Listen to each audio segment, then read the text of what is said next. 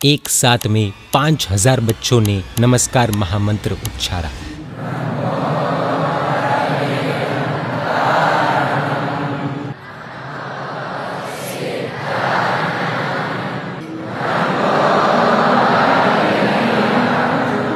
बेंगलुरु से लगभग 63 से 65 किलोमीटर की दूरी पर तुमकुर के पास क्याथ संद्रा नामक गांव है, जहां पर यह घटना घटी है। क्याथ संद्रा में श्री सिद्धगंगा नाम का एक मठ है, जहां पर प्रधानमंत्री नरेंद्र मोदी जी से लेकर कई राजनेता आकर गए हैं।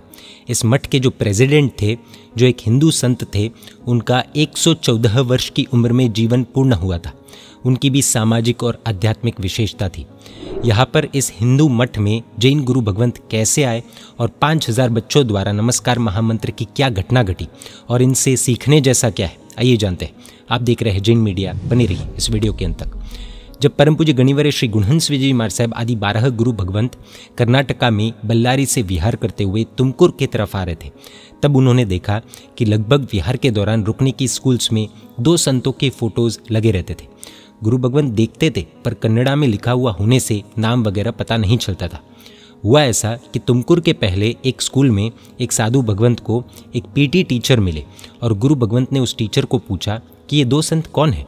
पीटी टीचर ने बताया कि साउथ कर्नाटका के प्रांत में ये दोनों संत ने बहुत सी स्कूल्स और कॉलेजेस शुरू करवाई है और इनका मठ जब आप तुमकुर से बेंगलुरु की यात्रा करोगे तब आएगा, जहाँ पर एक साथ 10,000 से 15,000 बच्चे रहते भी हैं और पढ़ते भी हैं। गुरु भगवंत को उनकी बात सुनकर आश्चर्य भी लगा और वहाँ जाने की, वहाँ की विशाल व्यवस्था देखने की भावना भी हुई। फिर तो गुरु भगवंत तुमकुर पधारे और 3 दिन बाद शाम को जब तुमकुर से विहार हुआ, तब 6 किलोमीटर पर रहे हुए मठ का निरीक्षण गुरु भगवंत ने किया। तुमकुर श्री संघ के ट्रस्टी का मठ में अच्छा संपर्क होने से मठ के वर्तमान के प्रेसिडेंट संत के साथ गुरु भगवंत की मीटिंग तय हुई। इतनी बड़ी व्यवस्था कैसे चलती है, वह भी देखने की भावना गुरु भगवंत की थी। शाम को 6 बजे के आसपास जब 3 गुरु भगवंत वहां पर पहुंचे, तब बहुत से स्टूडेंट्स 6:20 पर होने वाली प्रार्थना के लिए धोती और ऊपर सफ़ेद और सैफरन कपड़े की ड्रेसिंग में बड़े ग्राउंड में इकट्ठा हो रहे थे। एक साथ में इतने डिसिप्लिन के साथ 4500 से 5000 बच्चों को इकट्ठा होते हुए देखकर गुरु भगवंत के मन में खुशी से विचार आया कि बेंगलुरु जैसी मॉडर्न सिटी के बाजू में आज भी ऐसी भारतीय संस्कृति जीवंत है, लाइव है। 3 गुरु भगवंत मठ के प्रेसिडेंट से मिलना चाहते थे, पर वे किसी काम के कारण बेंगलुरु गए थे और थोड़ी देर में ही लौटने वाले थे। इसलिए इतने बड़े स्तर पर होने वाली प्रार्थना को देखने के लिए एक ऊपर की जगह पर गुरु भगवंत बैठे। मठ के अंदर रहे हुए स्टाफ को जब ये पता चला कि जैन साधु आए हैं, तो उन्होंने उनका बहुत ही अच्छा स्वागत किया और इस प्रार्थना के शुरू होने से पहले उनको पूछा कि क्या आप 5000 बच्चों को प्रवचन देना चाहेंगे। परम पूज्य मुनिराज श्री भुवन भूषण विजय महाराज साहब ने कहा कि हमें कन्नड़ा नहीं आती, पर हमारी तरफ से हम जो बोलेंगे उसे कन्नड़ा में ट्रांसलेट करके कोई दूसरा बोल देगा। साथ में वहाँ के स्टाफ ने और भी एक चीज़ पूछी, क्या आपके लिए स्टेज पर चेयर्स लगाई जाए, तो गुरु भगवंत ने मना किया।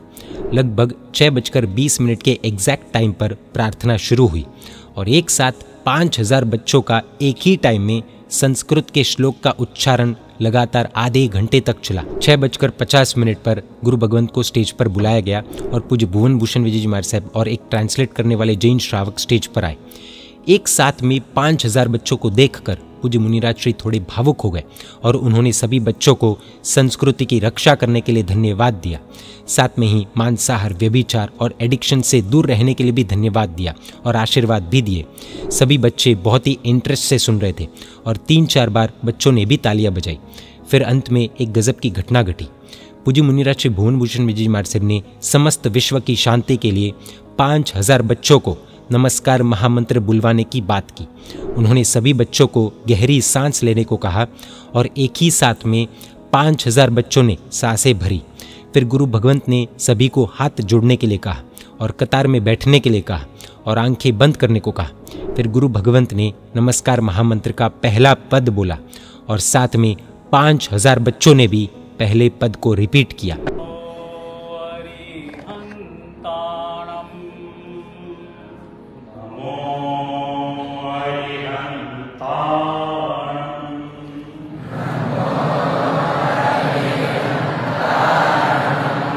इस तरह पूरा नमस्कार महामंत्र 5000 बच्चों ने एक साथ बोला और पूरा वातावरण नवकारमय हो गया। आंखें बंद करके एक साथ में 5000 बच्चों का नवकार का जो शब्द उच्चारण था वो भल भले को नवकार महामंत्र और जिन शासन पर अहोभाव उत्पन्न करा दे वैसा था।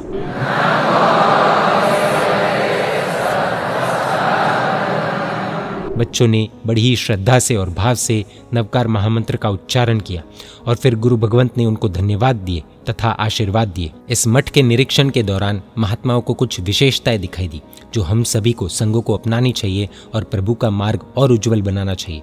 काफ़ी कुछ अडॉप्ट करने जैसा लगता है। पॉइंट नंबर 1, इस मठ में बहुत ही सिंप्लिसिटी है। यहाँ पर कुल मिलाकर 15,000 बच्चे पढ़ते हैं और उन सभी को नाश्ते में केला और दूध, लंच में दाल चावल, शाम में डिनर में रोटी सब्जी, इस तरह कुल 2 आइटम्स ही दी जाती है। कभी कभार विशेष ओकेशंस पर बूंदी दी जाती है बस। यहाँ पर हर रोज़ के हज़ारों यात्री आते हैं, उनको भी ऐसे ही सिंप्लिसिटी वाला भोजन दिया जाता है। और ये आडंबर बिना की सिंप्लिसिटी ज़रूरी है, क्योंकि जिसको पढ़ना है वो अगर भोजन में रह गया तो पढ़ नहीं पाएगा। हमारे बच्चों को अगर हम कोई तपोवन गुरुकुल आदि में भेजते हैं तो कितनी आइटम्स की एक्सपेक्टेशंस होती है ना। पॉइंट नंबर 2, इस मठ में पढ़ाई सबके लिए खुली है, यानी कि यहाँ पर जाति भेद ऊंच नीच आदि कुछ भी देखे बिना सबको पढ़ाया जाता है। पर रूल्स एकदम क्लियर है। जो भी स्टूडेंट यहाँ पर आते हैं उनको पूरी दिनचर्या यानी कि टाइम टेबल फॉलो करना पड़ता है। उनका ड्रेस कोड भी प्रार्थना के वक्त का देखने जैसा है। आप वीडियो में देख सकते हो, उन सभी स्टूडेंट्स ने धोती यानी कि जिसे पंची कहते हैं वो पहना है और ऊपर एक खेस जैसा कपड़ा पहना है। मठ के प्रेसिडेंट खुद लिंगायत समाज के गुरु होने के बावजूद उन्होंने सभी जाति वालों को एक्सेप्ट किया है और इस कारण से इस मठ को सबसे आगे बढ़ाने वाले संत 114 वर्ष की आयु में देह त्याग करने वाले डॉक्टर शिव कुमार स्वामी जी को चलते भगवान का दर्जा दिया गया था। पॉइंट नंबर 3, इस मठ के अंडर में कुल मिलाकर 160 से अधिक 160 से ज़्यादा प्री केजी स्कूल से लेकर कॉलेजेस हैं जिनमें संस्कार और स्टडीज़ का समन्वय है। पॉइंट नंबर 4, इस मठ का टाइम टेबल जानने जैसा है। सुबह 5 बजे सभी बच्चों को उठाया जाता है और 1 घंटे तक प्रार्थना चलती है। फिर 6:30 से 7:30 बजे तक सभी बच्चों को संस्कृत पढ़ाया जाता है। जी हाँ, संस्कृत। फिर 2 द्रव्य यानी कि 2 आइटम का ब्रेकफास्ट होता है और फिर स्कूल चलती है। दोपहर के 2 द्रव्य का भोजन 1 बजे तक करके वापस स्कूल और फिर शाम को 6:20 से 7 बजे तक प्रार्थना के बाद 2 द्रव्य का डिनर कराया जाता है। उसके बाद पढ़ाई और बाद में फिर सोना होता है। इसमें विशेषता यह है कि यहाँ पर संस्कृत कंपलसरी है। शायद हमारी एक भी रेसिडेंशियल स्कूल ऐसी नहीं होगी जहाँ पर संस्कृत कंपलसरी हो। संस्कृत होने का फ़ायदा वहाँ पर देखने को मिला कि उन सब का उच्चारण इतना शुद्ध है कि जब नवकार महामंत्र बुलवाया गया तो फर्स्ट टाइम में ही सभी स्टूडेंट्स ने एकदम शुद्ध नवकार महामंत्र बोला। हम हमारे बच्चों को पहले इंग्लिश पढ़ाते या संस्कृत? 1 मिनट, संस्कृत पढ़ाने का सोचते भी है। खैर, पॉइंट नंबर 5, फिर 3 महात्माओं ने वहाँ के अभी के प्रेसिडेंट, वर्तमान के प्रेसिडेंट संत सिद्धलिंग स्वामी जी के साथ मीटिंग की और उनका औचित्य और जैन साधुओं के लिए सौहार्द भाव इतना था कि उन्होंने अंत में जाते जाते कहा कि जब कभी जैन साधु भगवंत हमारी संस्था में आते हैं, विहार में स्कूल्स में रुकते हैं, तब हमें बहुत बहुत संतोष होता है। मीटिंग के दौरान आज के युवाओं के जीवन में घुसे व्यसन व्यभिचार आदि की बात हुई और स्वामी जी भी चिंतित दिखे और साथ मिलकर कुछ अच्छे कार्य करने का वादा भी उन्होंने किया कि जो समाज के लिए हितकारी हो। OTT प्लेटफॉर्म्स में सेंसरशिप की बात भी रखी गई और स्वामी जी ने पॉजिटिव रिस्पॉन्स दिया। स्वामी जी के लिए बहुत से लोग बाहर खड़े थे, पर साधु भगवंत के साथ बड़े सौहार्द भाव से उन्होंने बातें की और एक दिन पहले उनके गुरु यानी कि मठ के पहले के प्रेसिडेंट डॉक्टर शिव कुमार जी के 118वें जन्मदिन के लिए आए हुए डिफेंस मिनिस्टर राजनाथ सिंह जैसे बड़े पॉलिटिशियंस को मिलने के बाद भी उनकी नम्रता और जैन साधु के आचार्यों की स्ट्रिक्टनेस के लिए अहोभाव गजब का था। इतनी बड़ी पोजीशन पर होने के बाद भी जब गुरु भगवंत ने उन्हें पुस्तक दी तो वे खड़े हुए और जब गुरु भगवंत वापस जा रहे थे तब भी खड़े हुए। हम हमारी दुकान के सामने से जब गुरु भगवंत जाते हैं तब क्या खड़े होते हैं? सोचने जैसा है। पॉइंट नंबर 6, एक विशेषता ये थी कि वहाँ के बच्चे ही मठ की साफ सफाई का काम और दूसरे बहुत कुछ काम खुद से ही करते हैं। वहाँ पर बाहर से कर्मचारी बहुत कम रखे जाते हैं और इतनी बड़ी एकर्स की ज़मीन की व्यवस्था 1300 जितने स्टाफ मेंबर्स और बच्चों से ही चलती है। जापान में भी स्कूल के बच्चे ही स्कूल की साफ सफाई करते हैं। इस टेक्निक को जापान में ओसोजी कहा जाता है, जिसके माध्यम से बच्चों में अलग लेवल का डिसिप्लिन बिल्ड होता है। अगर हमें पता चले कि हमारे बच्चों द्वारा स्कूल में साफ सफाई करवाई जा रही तो ईगो हर्ट नहीं होगा ना? खुद से पूछ सकते हैं। स्कूल छोड़ो, घर पर बच्चों से क्या हम साफ सफाई करवाते हैं? पॉइंट नंबर 7, वहाँ पर और एक चीज़ देखने को मिली।